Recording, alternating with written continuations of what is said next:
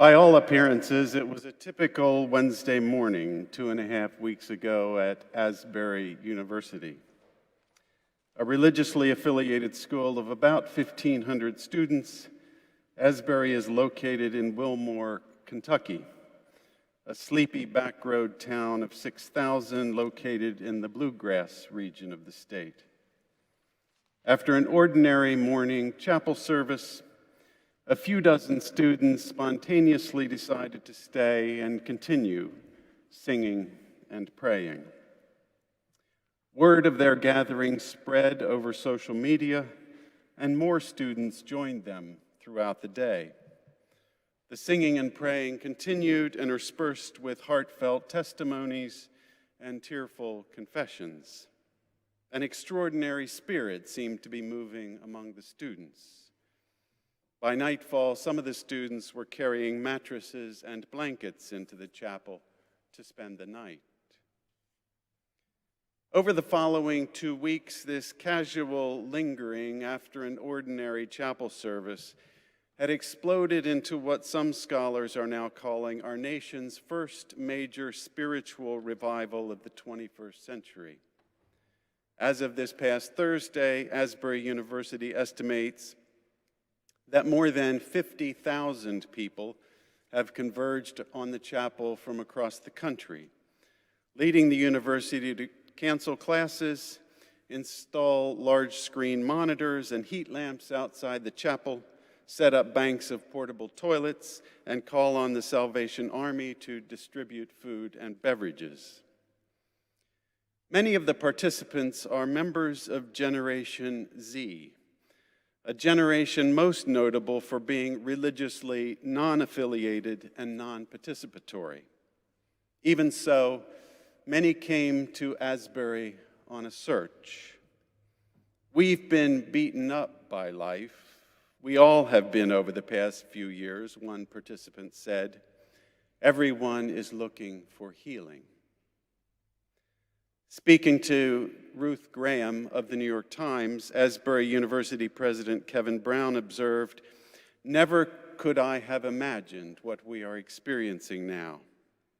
He added, "There's a deep hunger born of this trenchant dissatisfaction and disillusionment with what's been handed down to the younger generation, and I think they're just raising their gaze to higher things." It remains to be seen whether this nascent revival will spark a larger spiritual awakening in our nation, and if it does, whether the awakening will help unify our nation or further divide it. But in the meantime, it's worth noting that the spontaneous actions of a few have had a profound impact on the lives of many. Sometimes it only takes the spontaneous actions of one.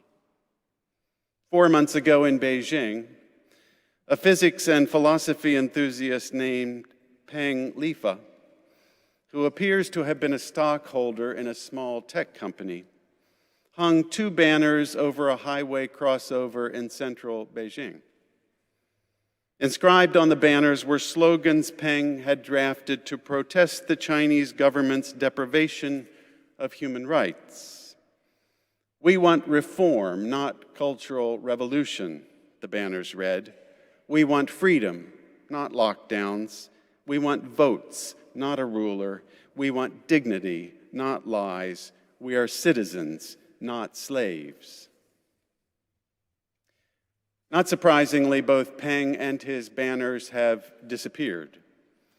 The Chinese government has never acknowledged Peng or his actions, and no one knows where he is or what has happened to him.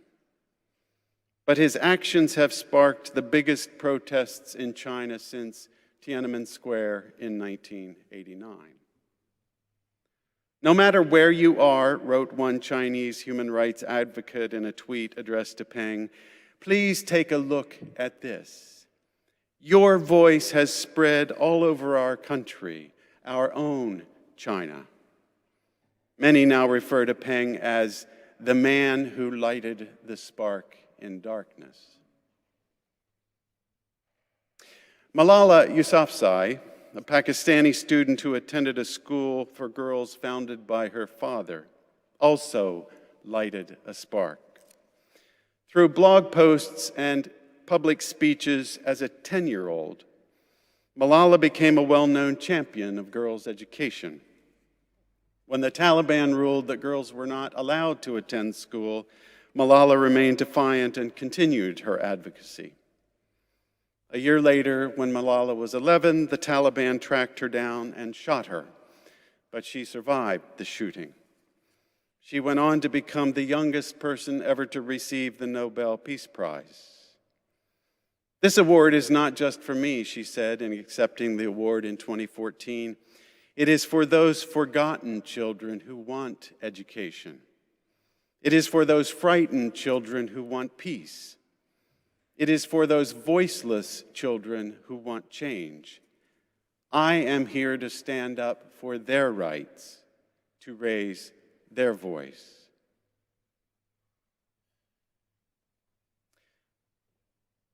Mohammed Bouazizi, a 26-year-old fruit seller who lived in a scruffy and notoriously corrupt little town about 175 miles south of Tunisia's capital, also lighted a spark. Since age 12, Bouazizi had been the sole breadwinner for his mother and his 5 siblings, along with his disabled stepfather and uncle. They lived together in a 4-room house. One ordinary morning in 2011, Bouazizi's cart was laden with the best fruit he had ever seen. Along his way to the market, 2 police officers stopped him and demanded he give them his fruit. Bouazizi's uncle intervened and later lodged a complaint with the chief of police, who berated the officers. Enraged, the officers found Bouazizi again, seized all his fruit and his scale, his entire business, and then beat him with a baton. 1 hour later, Bouazizi sat down in the market square in front of the police station, doused himself with paint thinner, and set himself on fire to protest this corrosive injustice.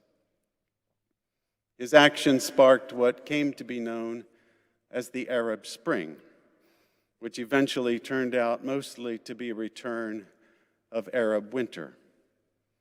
Even so, his solitary defiance gave hope to millions of people suffering under the scourge of oppression and injustice.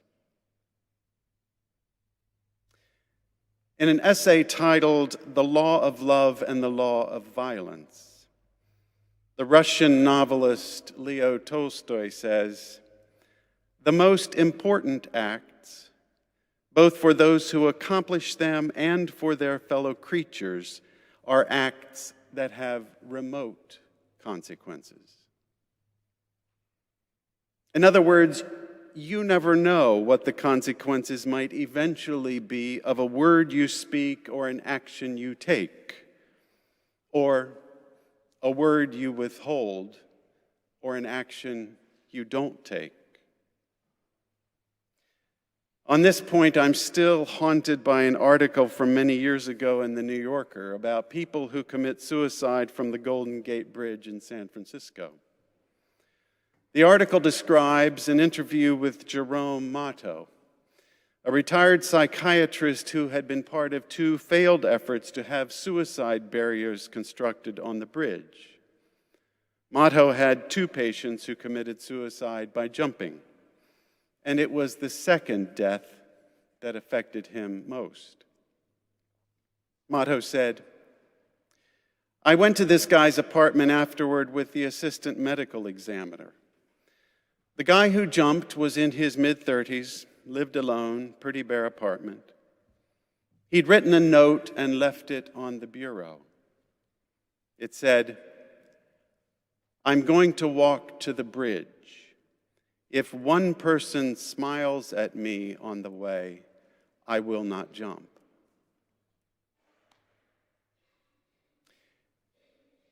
Sometimes, perhaps often, It only takes a spark to dispel the darkness. Of course, darkness comes in many forms, and clinical depression is only one of them.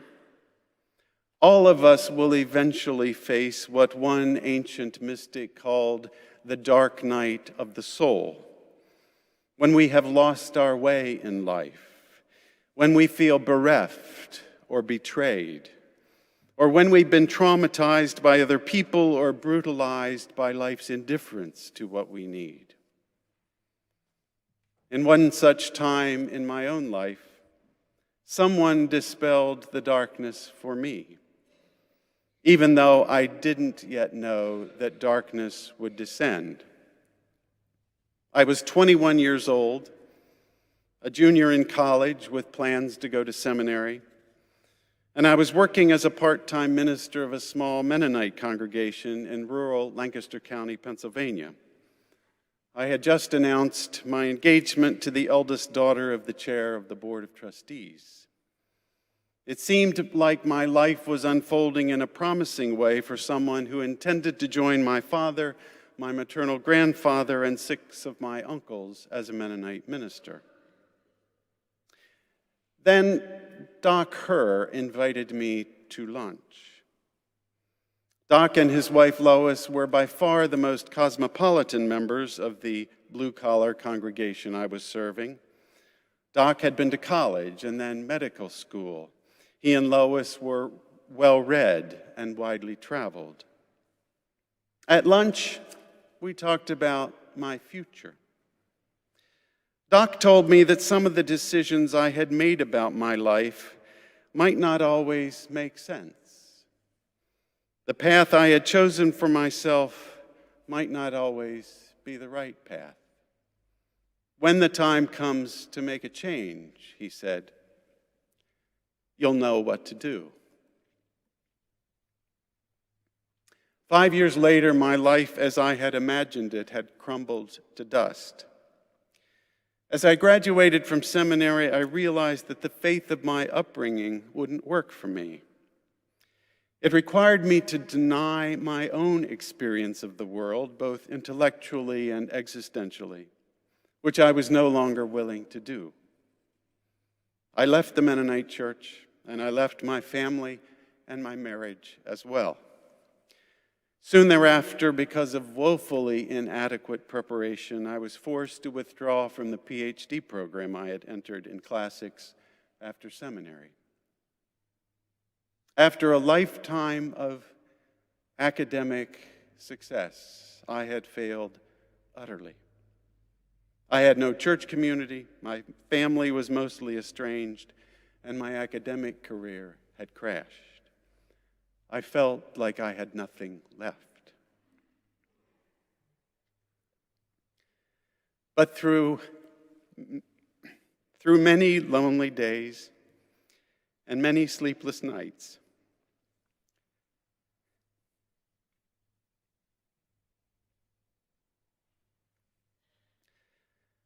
those words from Doc Herr kept running through my mind. When the time comes to make a change, he said. When the time comes, you'll know what to do. And I did. His confidence in me gave me courage as I eventually found a way to make a new beginning. It only takes a spark to dispel the darkness.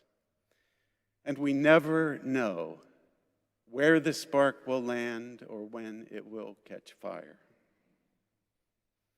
On these terms, it's a daunting responsibility to walk among the people we meet and places we frequent from day to day, all the while realizing that we could provide the spark that someone desperately needs.